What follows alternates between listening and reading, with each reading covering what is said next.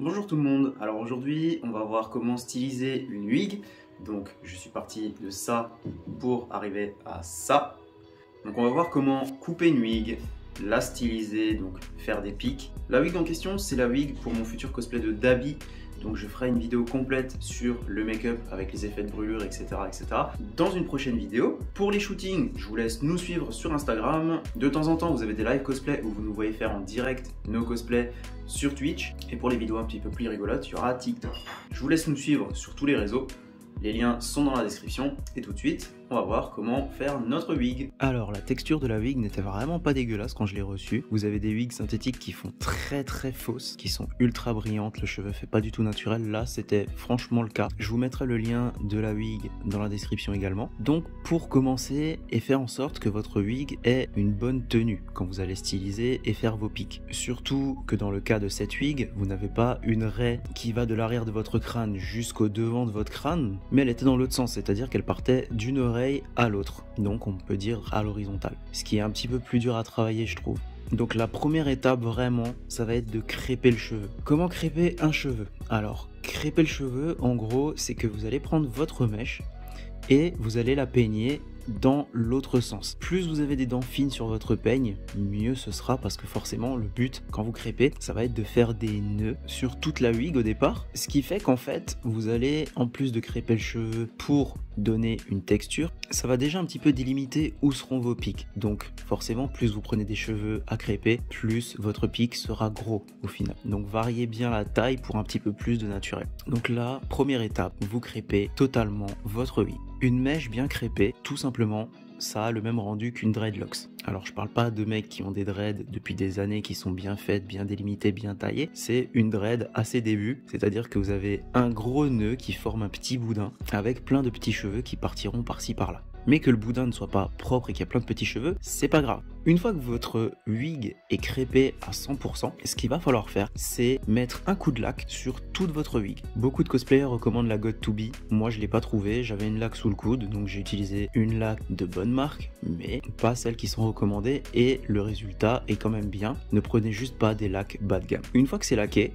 vous allez reprendre mèche par mèche. Et ce que vous allez faire, c'est démêler la mèche, donc la décréper, et en faisant ça vous allez déjà remarquer que le cheveu aura une autre texture que la texture qu'il avait au départ. Ça fait un aspect comme si le cheveu était sec ou alors comme si c'était de la paille comme on dit communément. Et une fois que vous avez démêlé cette mèche, vous allez recréper, relaquer et redémêler. Donc pour l'instant je récapitule: un crépage, un laquage, un démêlage, un crépage, un laquage, un démêlage. Donc il faudra faire ça sur chacune de vos mèches, forcément c'est logique. Et lors du dernier démêlage, une fois que vous vous dites que le cheveu a assez de volume entre guillemets, que vous voyez que la mèche quand vous la lâchez, elle tient plus ou moins, hein, vous pouvez passer du coup à l'étape finale qui est le laquage de la mèche. C'est-à-dire que vous prenez votre mèche, vous la positionnez dans le sens que vous voulez pour donner le mouvement aux cheveux que vous voulez. Donc, vu que c'est des pics, forcément, vous prenez le cheveu depuis la base, vous le tirez jusqu'à la pointe.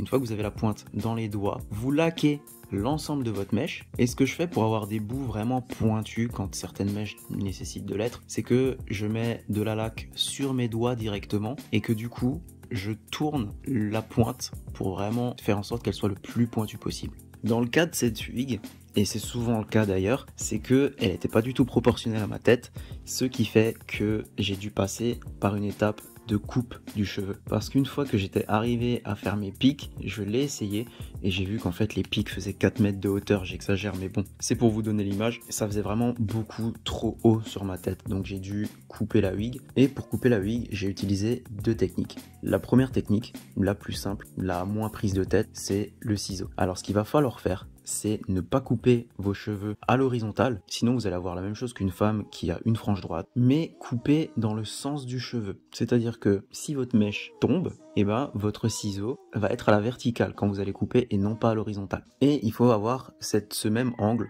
sur toutes vos mèches, qu'elles soient en haut, qu'elles pointent vers la droite, vers la gauche, en diagonale, bref. C'est cette logique à avoir. La deuxième technique, c'est le rasoir.